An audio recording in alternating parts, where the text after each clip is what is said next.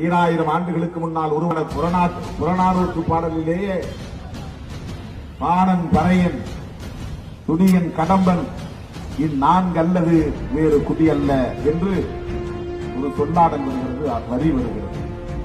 தொன்மை காலத்தில் 4 குடிகள் தான் இந்த தமிழ் சமூகத்தில் இருந்திருக்கிறார்கள்.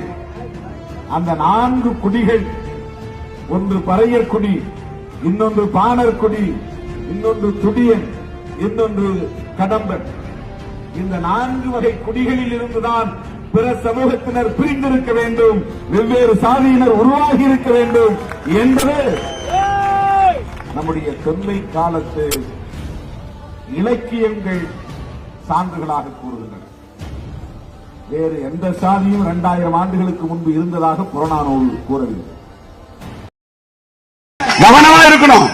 பல பேர் பறையருங்கிற பேர்ல இயக்கம் வச்சுக்கிட்டு வருவோம். செருப்பு கழட்டி அடிங்க அந்த நாய்களை.